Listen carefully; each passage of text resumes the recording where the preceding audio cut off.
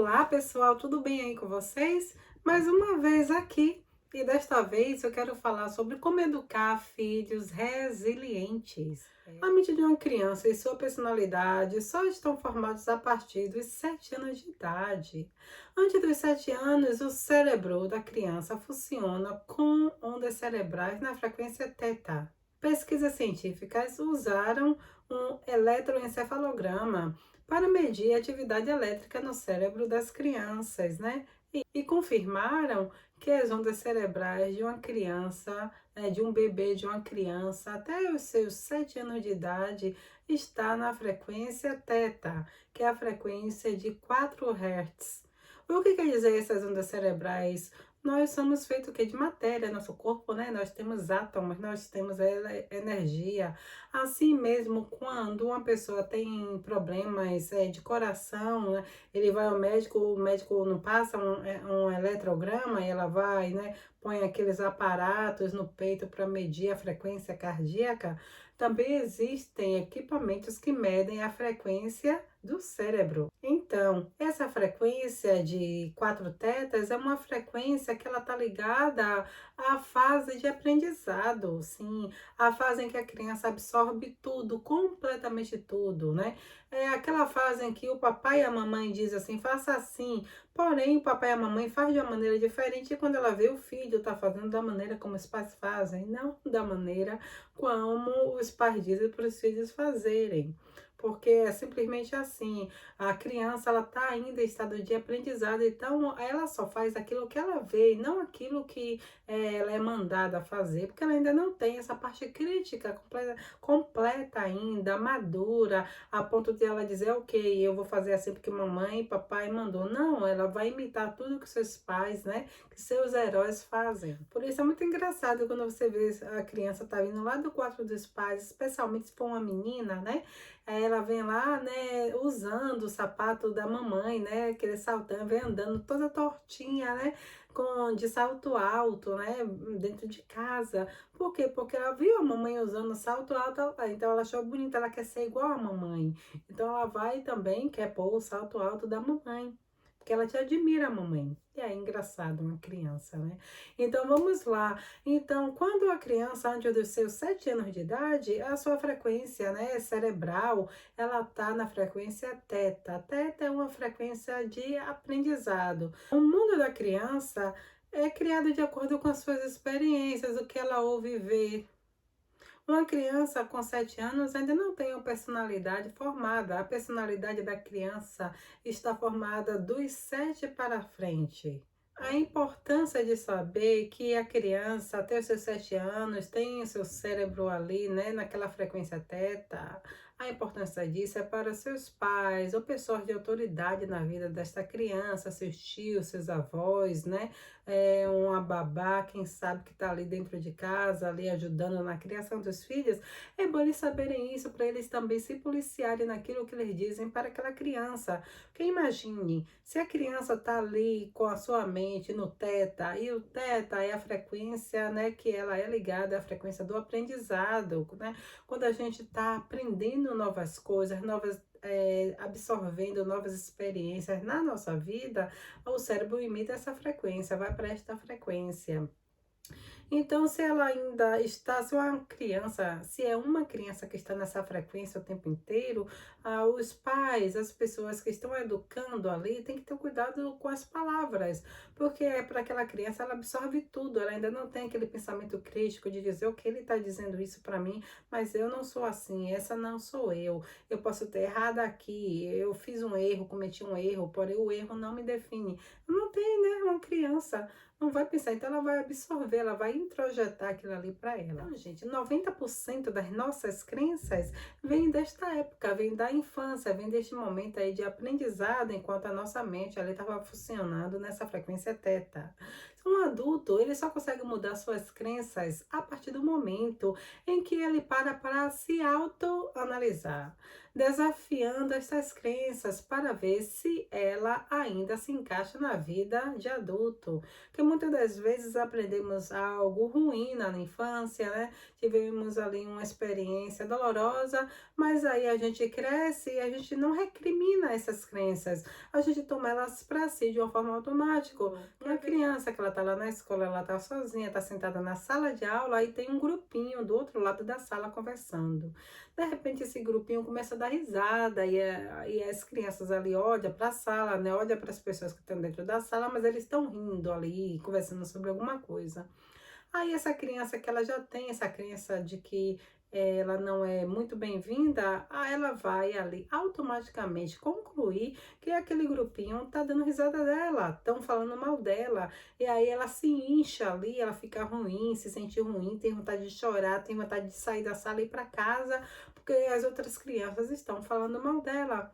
Mas isso é apenas uma crença, eles poderiam estar dando risada ali de milhões de outras coisas, mas aquela criança, ela já tem essa crença dentro dela. E ela cresce um adulto assim, cresce um adulto, trabalha em uma empresa grande, mas não consegue se dar bem com todo mundo, porque se tiver um grupinho ali dando risada, conversando, onde ela não foi convidada para estar no meio, ela vai ali para ela mesma achar que aquelas pessoas estão falando mal dela. E às vezes a pessoa está conversando sobre milhões e milhões de outras coisas engraçadas que aconteceram na vida de alguém, pelo fato dela não estar ali participando da conversa, então ela vai o que? Ela vai se afastar mais ainda daquelas pessoas, porque ela acha que aquelas pessoas são falsas. Que na frente, né, com ela fala com ela, mas por trás dando uma risada. E às vezes a pessoa não está nem pensando nela, né? Mas essas são crenças que nos faz, né, a gente se sentir desta maneira. Então, cabe a nós, adultos, a gente criticar essas crenças. Quando se vir, quando a gente tem assim, um sentimento negativo em relação a alguma coisa, a gente tem que parar para perceber, ok, esse sentimento negativo aqui, ele tá vindo do quê? O porquê eu tô me sentindo assim? Eu tenho um motivo? Será que eu tenho motivo? E esse motivo que eu tô achando que eu tenho, foi assim realmente? E o ponto de vista desta outra pessoa, se eu estivesse no local desta pessoa, se eu botar os sapatos desta outra pessoa, será que era isso mesmo que eu entendi, que essa pessoa quis dizer? Que às vezes, gente, a comunicação, ela é uma coisa maravilhosa, né? Ela é tão maravilhosa que às vezes dá até morte, né? Por quê? Porque alguém fala algo aqui, mas aquela pessoa, ela não vai ouvir o que ela falou, ela vai ouvir aquilo que está dentro dela, de acordo com as crenças dela, de acordo com a percepção dela de ver o mundo. É assim que a gente ouve o outro. A gente não ouve o que o outro falou. Você ouve o outro de acordo com a sua percepção, de acordo com o mapa da sua vida. Hoje na neurolinguística, né, na programação neurolinguística, a gente fala muito sobre isso, o mapa, né? Cada um tem seu mapa e o mapa não é o destino. O mapa é composto das nossas experiências, da nossa vida, da infância até a nossa vida adulta. Tudo que aprendemos, né? Na nossa vida adulta, a gente age de acordo com aquilo que aprendemos na infância. Por isso é muito importante que a gente tem que criticar as nossas crenças. Para quê? Para que aquela crença, né, que sempre faz a gente se sentir ruim, se tem um tipo de evento que você sempre se sente ruim, né? Sempre se sente da mesma maneira, de uma maneira assim ruim, de uma maneira não muito assim espetacular. Então pode crer que tem uma crença agindo ali por baixo, né? Por baixo que você não sabe e ali está influenciando na maneira como você se sente. Então é muito bom que a gente critique essas crenças para a gente poder mudá-las e a gente observar o que tentar construir crenças que nos leve, né? Que nos faça sentir a ser capaz, que nos ajudem a viver uma vida leve, que a gente saiba ali que nós somos capazes, sim, que nós temos valores, sim, que nós conseguiremos, sim. Às vezes na nossa mente a gente quer alguma coisa, mas a gente entra num conflito dentro de nós, né? Uma parte de nós quer uma coisa, mas a outra parte tá assim, ai, não sei se eu vou conseguir, ai, não sei se vale a pena, ai, eu acho que eu vou passar vergonha se eu for tentar. Então, conflitos internos. Se você tem conflitos internos, pode ter certeza que tem crença aí dentro de você que te diz assim, você não serve para nada, não, para que tentar? E esse, você não serve para nada não, porque tentar, não, ele vai em conflito, né? Entra em conflito com aquela parte de você que quer tentar algo diferente, mas a crença, ela sempre vai vencer, gente. E por que elas sempre vencem? Porque existe energia nelas, né? Existem emoções. E essas emoções, ela vai dictar a maneira como a gente vai se comportar, né? As emoções, quando são boas, a gente fica o quê? Todo feliz, alegre, né? Para frente, motivado. E quando não são bons? Né? Nos dá um gosto amargo na vida. Então, muitas das vezes, o que você está sentindo, às vezes, não é por causa da realidade, do fato, é por causa da sua percepção que veio das suas experiências da infância. Até o final desse vídeo, eu vou explicando devagarinho aí para vocês entenderem e chegar ao final, você não vai ser apenas uma pessoa que vai entender sobre crenças, mas você vai ajudar os seus filhos a terem crenças boas, a construírem crenças positivas, não crenças negativas. Um outro exemplo de crenças limitantes que são formadas na vida da criança é quando um adulto vai para aquela criança e diz assim, ó, ela tomou uma nota ruim na escola, aí vem os pais e dizem assim, seu burro, sua burra, menino lerda, menina lerda, esse menino aí não vai servir para nada, não vai dar em nada, não consegue fazer nada direito. Gente, dizer essas palavras para uma criança antes dos 7 anos de idade, ensinar elas que elas realmente são burras, que elas não vão servir, que elas não vão servir para nada, que elas serão lerdas na vida. Por quê? Porque a aprendizagem ali, né, lembra aí da frequência teta, a mente está na frequência teta, então ela está absorvendo tudo sem criticar. Né? Aí não adianta depois você vai dar um beijinho, um abraço, né? Seu filho chora e você vai consola, mas o dano já foi feito. O que você precisa fazer é dizer coisas ao contrário do que você diz. Se você é da pessoa que diz essas coisas para os seus filhos, eu sei, vem aquele momento de raiva, não é? A criança tá ali aprontando e aí os pais já têm aquela vida corrida, muita responsabilidade e às vezes explode no filho. Quando vocês explodem nos seus filhos, vocês estão dizendo para eles também que eles não são dignos de nada, que é assim que eles são, é assim que as pessoas, né, vão tratá-los, porque é assim que eles devem ser tratados. Por isso tem muitos adultos que entram em relacionamentos abusivos e não têm força de sair dali. Quando a gente vai olhar lá para a infância daquela pessoa, né, lá para a vida e infância, ela tinha pais que eram autoritários demais ou que explodiam com elas, né? Que era tudo assim nos gritos, né? Falava nos gritos, tudo tomava uma surra, né? E tudo era assim, ó, era uma família assim, sem muito equilíbrio, né? Então, ela cresce sendo um adulto e aceita também esse mesmo tipo de comportamento. Por quê, gente? Porque a gente procura aquilo que a gente é familiar. Este tipo de comportamento foi familiar na infância desta pessoa, então quando ela chega na vida adulta, ela vai continuar procurando o que é familiar, então acaba entrando em comportamentos também em relacionamentos abusivos, devido que há crenças. Tá vendo o poder de uma crença? E muitas das vezes, essa criança, quando cresce ouvindo sempre palavras negativas, né? Quando elas fazem alguma coisa errada, eu sei, não me leve a mal. Eu sei que muitos pais dizem algo negativo, mas eles não dizem algo negativo a vida inteira, não? Você diz coisas positivas para os seus filhos quando são pequenas, não é? Mas nós, seres humanos, infelizmente, nós focamos naquilo que nos traz emoção mais forte. E a emoção mais forte, muitas das vezes, é a emoção negativa. Então, a sua criança, ela vai introjetar aquilo ali que foi negativo. Por quê? Porque a função do nosso cérebro é nos livrar de situações assim difíceis. Então, essa situação negativa, o nosso cérebro vai. Eu já me perguntei isso várias vezes. Por que é assim? Meu Deus, por quê? Mas tem um motivo, porque situações difíceis são situações o quê? Perigosas, né? Perigosas para nossa sobrevivência. Então, o nosso cérebro está interessado na minha e na sua sobrevivência.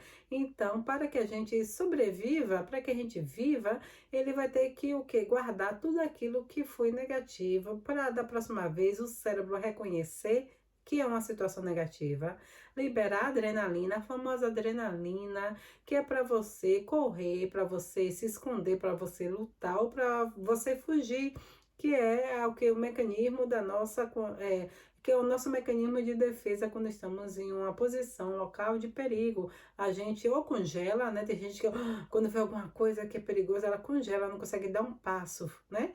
Ou a pessoa corre desesperadamente ou ela vai lutar.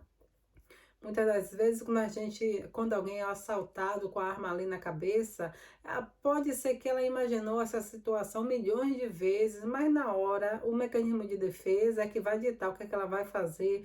E tem gente que com a arma na cabeça ela vai lutar contra aquela pessoa, né? E acaba morrendo, acaba tomando um tiro, né? Muitas das vezes a pessoa vai reagir a um assalto, né? A gente sabe que é melhor não reagir, né? E às vezes a pessoa reage, né? E ela reagiu, não foi culpa dela, foi o mecanismo de defesa que a fez reagir. Mas é por causa desses momentos aí de perigo que o nosso cérebro tem que guardar as experiências para que da próxima vez que ele reconheça algo parecido, ele libera adrenalina e você fuja.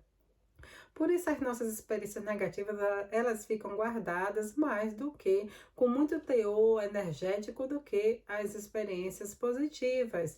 Porém, você pode treinar o seu cérebro a prestar muita atenção também nas experiências positivas.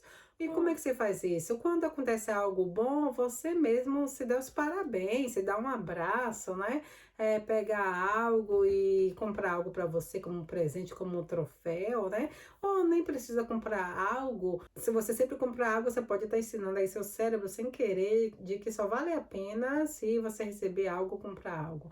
Não, o que você pode fazer é se dar um abraço, diga para você, mini, parabéns, sinta-se feliz, se deixe se sentir feliz. Que as pessoas hoje não se sentem felizes com coisas pequenas. As coisas pequenas passam despercebidas, mas nos relacionamentos do nosso dia a dia, são as coisas pequenas que fazem a diferença. Uma coisa pequena todo dia faz a diferença. Você quer ver? Você está num relacionamento em que todos os dias você olha para o outro, dá um beijo, dá um abraço, diz que ama. Agora, quando você está num relacionamento que vocês não fazem isso, né? Brigam o tempo todo. Você sabe quando o relacionamento ele vai durar a vida toda, não vai durar. Porque essas pequenas coisas, né? Esse gestinho de carinho, de amor, de abraço, um beijinho, uma coisa pequena, né? Mas são essas coisas que constroem um relacionamento saudável. Porém, quando somos crianças, nós ainda não temos essa parte crítica, né? De escolher a parte positiva e a parte negativa. Então, a criança vai absorver automaticamente sempre o que? As palavras ruins. Sim, infelizmente. Você pode dizer aos seus filhos que você ama, mas na hora que tem uma experiência, uma nota baixa, ele já sabe que toma nota baixa, ele já tá ali com medo, né? Do papai ou da mamãe, já sabe que não foi bem. Aí vem o papai e a mamãe e fala alguma coisa ruim, já valida aquele sentimento que ele já estava, que ele não tinha ido bem. Sim, Gemini, mas se ele não foi bem, eu vou dizer o que para ele? Usa aí, usa a sabedoria. Se imagine se você fosse um terapeuta e chegasse uma criança chorando porque tomou uma nota baixa. Você, como terapeuta, né, a nossa função é fazer com que o cliente se sinta bem sobre quem ele é, né? Imagine você viver nesta vida se sentindo mal por ser quem você é, né? Você vai crescer o quê? Com vergonha? Com culpa? E a vergonha e a culpa, ela vai servir para quê? Vai servir para trazer depressão, ansiedade e outros problemas aí emocionais e até pode dar até um problema mental, de verdade. Então, quando você estiver falando com seus filhos, é simples. Se imagine como um terapeuta que está para ajudar as pessoas. Isso pode te ajudar o papel que você pode desenrolar na vida aí dos seus filhos. Ah, tá, seu filho tomou uma nota ruim, né? Você abriu a caderneta, eu sei que é uma escola cara que você tá pagando aí, esforçando, suando, né? Aí vem aqui, eu tô me esforçando tanto, suando tanto para este menino, para essa menina tomar nota baixa, não vai ficar assim. Essa é a primeira reação. Mas aí você vai para e diz para você mesmo, não, eu quero ser um terapeuta na vida do meu filho, ele tomou essa nota ruim hoje, mas eu quero que a próxima nota e as próximas sejam boas. O que você vai dizer? Meu filho, filha, essa nota aqui não foi muito boa, mas eu sei que você é uma pessoa inteligente. Você nasceu um menino, uma menina com muita inteligência. Você tem uma mente criativa. Eu sei que tem muita inteligência dentro de você, filho. E você vai fazer o que com tanta inteligência? Temos que usar, né? Você tem que usar a sua inteligência. Então, o que é que você vai fazer da próxima vez? Você vai usar essa inteligência que você tem dentro de você, você vai se esforçar mais, você vai ler mais, você vai estudar mais. Se você tiver com algum problema, pede para a mamãe, pede para o papai, eu vou ter toda a paciência para sentar e te explicar. Mas da próxima vez, filho, você vai se sair melhor, sabe por quê? Porque você é inteligente, você é esforçado. Você não é esforçado? Espera ele dizer sim, você é inteligente, não é? Espera ele dizer sim, eu sou inteligente. Então, aquilo ali você vai estar pondo na mente do seu filho que ele é inteligente, que ele é esforçado. E aquilo ali ele vai, ok, da próxima vez eu vou fazer melhor, porque eu sou inteligente, eu sou esforçado. Gente, são essas coisas. Dia a dia, dia a dia, dia a dia, com a repetição, vai ficando na mente, vai introjetando e aí eles vão crescer adultos, né? Com o pensamento de que, eu sou inteligente, eu sou esforçado, então eu vou conseguir. Essa vai ser a crença. Vai ser uma crença boa, ainda uma crença limitante. Gente, já teve casos de um professor que falou algo para uma criança que tinha feito cocô dentro, né, na escola, né? Caso verídico. A criança fez cocô dentro da escola e aí o professor falou, chamou a criança de cagona na frente dos coleguinhas, e os coleguinhas todos deram risada, né, da criança. Ela era uma criança, ela ficou com vergonha, ficou, né? Todo mundo soube que ela tinha feito cocô nas calças. E em vez do professor ter tirado aquela criança da aula, ter levado ela para fora, ter pedido para ela ir no banheiro se limpar, não. Ela, né, teve que falar algo para as crianças da sala rirem. Parecia algo talvez inofensível, eu nem vou dizer que inofensível, porque uma professora sabe, né, que não pode levar as crianças a um constrangimento. E muitos pensam assim, são crianças, quando crescer, passa. Que nada, gente. Elas vão levar essas experiências aí pelo resto da vida, especialmente se são experiências que foram dolorosas, frustrantes e que envolveu vergonha. É uma receita aí para uma crença limitante fortemente na vida desta pessoa. Só que o que aconteceu foi que essa criança, né, se tornou um homem, um rapaz, mas teve problema com a parte de ir no banheiro, com a parte de fazer cocô. Ela não conseguia se prender, tinha que sair correndo. Toda vez que dava vontade, ela tinha que sair correndo para poder fazer cocô, que não conseguia se segurar. Então, e ficou muito difícil para essa pessoa ir em locais públicos, né? Ir em festas, em eventos, porque ela sabia que se desse vontade, ela tinha que achar o banheiro, que senão ela ia fazer, né, realmente nas calças, porque virou um problema. Porém, ia no médico, tomava remédio, fazia tudo, mas não tinha um problema que o médico achou assim especificamente. Até um dia que essa pessoa fez uma hipnose, né? Fez hipnoterapia. Não vou dizer hipnose, que muita gente liga, hipnose é besteira. Não. Ela fez o que é hipnoterapia? A hipnoterapia é o uso da hipnose como ferramenta na terapia. E aí, o que é que aconteceu? Ela nem lembrava desse evento que aconteceu durante a hipnoterapia, né? O hipnoterapeuta a guiou ali, ajudou ela e ela encontrou esta memória, né, da escolinha que aconteceu isso, que ele tinha feito cocô nas calças. E aí, depois disso, que ele entendeu, né, o hipnoterapeuta ajudou este rapaz a ressignificar. Então, durante a hipnoterapia, ele ressignificou, ele disse tudo o que ele queria dizer para aquela professora, não na vida real, mas na terapia, durante a hipnose. Porém, o cérebro ali, né, aprendeu que, gente, na hipnoterapia, o cérebro da gente vai para a frequência teta, a frequência de 4 Hz, a frequência teta. Então, o cérebro entra nessa frequência, que é a frequência do aprendizado. Por isso que a hipnoterapia funciona mais rápido do que terapias convencionais, porque ali o terapeuta induz a pessoa, né, a ela ir, a mente dela, o cérebro, a entrar na frequência, né, de 4. E nessa frequência, a pessoa mesmo consegue acessar muitas memórias, né, muitas coisas e consegue ressignificar de uma forma definitiva. E quando a gente ressignifica de uma forma definitiva, o nosso cérebro passa a dar um significado diferente às coisas. Se o cérebro dá significado diferente às coisas, quer dizer que nós vamos nos sentir diferente em relação às mesmas situações que antigamente a gente se sentia mal, né? Se sentia para baixo. E de repente, uma vez que você ressignifica essas memórias na sua mente, essas mesmas situações ali, a partir daquele momento em diante, não vai ser como nada, vai ser como se nunca houve nenhum problema. Por quê? Porque o cérebro já deu ali um significado completamente diferente. Então, as emoções também vão mudar. Mudou a emoção, mudou a maneira como a gente se sente, né? Mudou a maneira como a gente se sente, vai mudar a maneira como a gente reage, como a gente se comporta, né? Que é uma das coisas da terapia cognitivo-comportamental.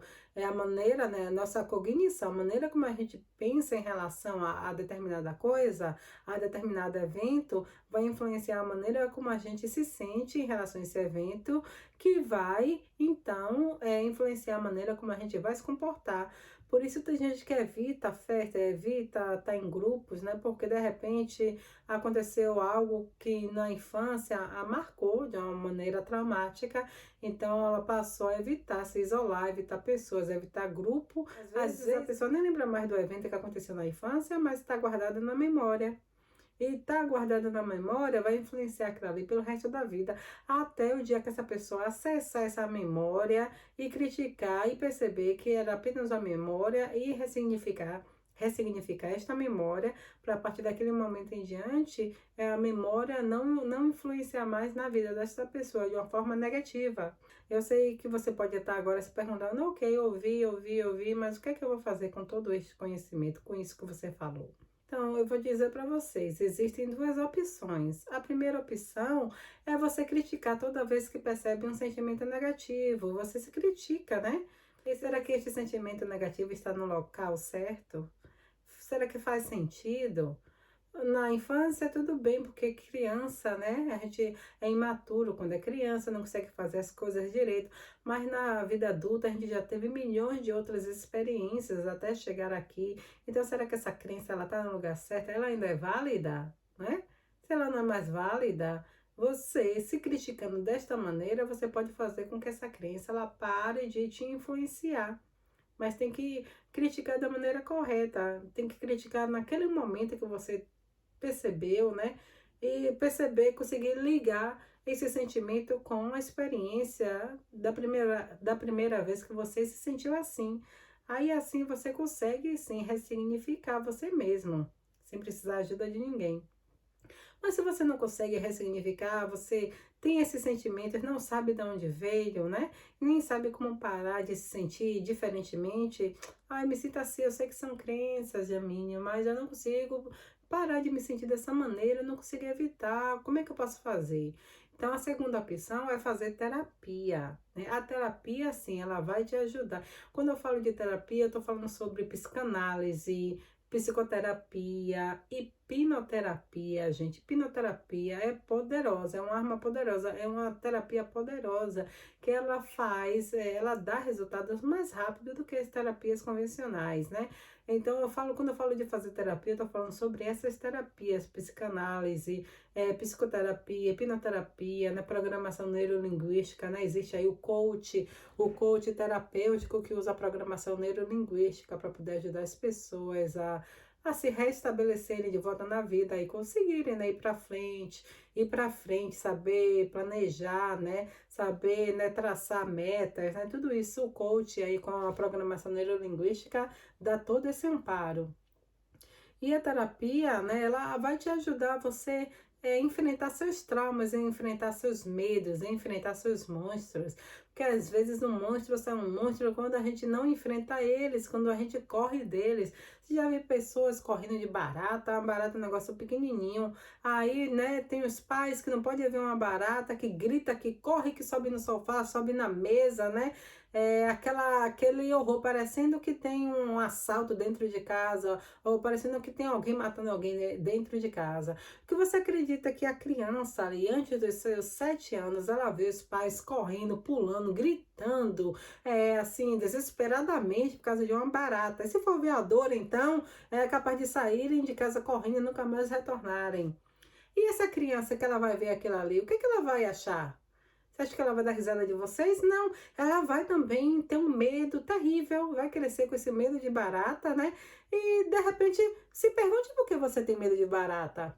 Você já parou para criticar o porquê? O que foi que a baratinha fez para você? Ela é tão pequenininha, eu acho que ela tem mais medo de você do que você da barata, né? Ela que tem medo de você, que ela sabe o estrago que você pode fazer nela.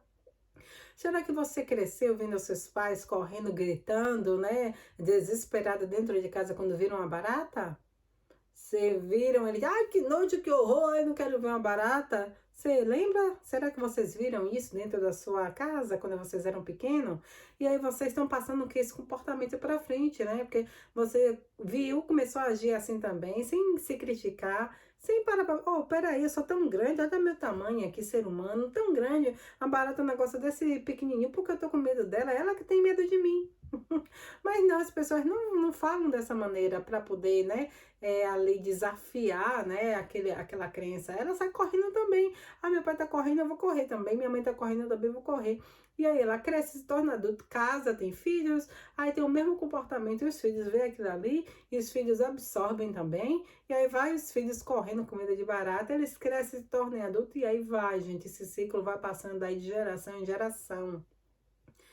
Percebeu? E isso não acontece somente com a barata. Eu quis dar o exemplo da barata, que é mais fácil de vocês visualizarem, mas existe esse tipo também de comportamento que são passados aí de pais para filhos, de filhos, né, para os filhos, e lá vai, é o que? São pessoas que entram em relacionamentos tóxicos, abusivos, porque viu o papai tratando mal a mamãe. Às vezes acontece que a criança, ela vai pegar aquilo ali, ela vai rejeitar na mesma da hora, né? Vai rejeitar, vai crescer a vida, vai dizer eu quero alguém diferente do meu pai e da minha mamãe. Isso é bom se ela disser isso, mas com paz, com amor no coração. Porque se ela disser isso com ódio, o ódio vai levar ela a encontrar as pessoas, né, que vai tratar ela da mesma maneira como o pai tratava a mãe, ou como a mãe tratava o pai. Por isso, na nossa vida, a gente tem que perdoar. Eu sei, nada a ver com o assunto que eu comecei, né? Mas é um assunto importante. É você perdoar se alguém te fez mal nessa vida, se você cresceu ouvindo dos seus pais coisas negativas, para que você pare, né, de repetir esse comportamento e não leve esse comportamento para os seus filhos, você vai ter que aprender a perdoá-los. Vai ter que aprender a dizer, papai, mamãe, eu te perdoo. Eu ouvi essas coisas negativas, mas eu perdoo vocês, porque de repente vocês não sabiam o que é que vocês estavam dizendo. Naquela época não tinha o conhecimento que tem hoje em dia. Hoje você sabe mais sobre isso, como isso afeta a vida de uma criança, mas talvez eles não soubessem. Então eles fizeram isso com você, achando que estavam fazendo o melhor deles, né? Eles tiveram uma boa intenção, acharam que estavam dando o melhor. Foi um erro que fizeram, foi um incidente, não sabiam que estavam prejudicando, que estavam criando crenças negativas em você, mas você sabe hoje que se vocês continuarem assim, vocês vão criar crenças negativas nos seus filhos. Mas o que é que você faz para você parar e não agir mais assim? Porque é algo automático. É você perdoar seus pais, perdoar com amor. Que se vocês guardarem a raiva, rancor, imagine o que é que a raiva ou rancor faz. Faz com que vocês repitam os mesmos comportamentos que eles tiveram com vocês. E como você encontrando alguém na sua vida, sem você se dar conta que é exatamente igual ao seu pai ou igual à sua mãe. Aquilo que a gente critica, a gente atrai. Tudo aquilo que a gente critica, a gente atrai. E a Bíblia, ela é tão simples, ela fala assim, não julgueis para que não sejais julgados. Mas quando ela fala isso, ela não está querendo dizer assim, ah, você está julgando as pessoas, depois você vai ser julgada. Muitas das vezes a pessoa acaba sendo julgada exatamente pelo mesmo erro do qual ela criticou. E isso também tem na psicanálise, tem na neurociência, tem na psicanálise, mas se eu for falar sobre isso aqui, não vai dar, de repente, outro vídeo. Mas tudo aquilo que a gente critica, que a gente julga, a gente comete o mesmo erro, da mesma maneira, a mesma infração. Então é isso, gente. Eu espero que este vídeo tenha ajudado vocês, né? Meu nome é Jamine Flynn. Então, eu espero ter ajudado vocês com este vídeo, passado aí mais conhecimento, que vocês saibam aí criar filhos, né, com crenças positivas. A crença, ela é boa quando ela é positiva. Até mais, gente. Até o próximo vídeo e fiquem com Deus. Tchau, tchau.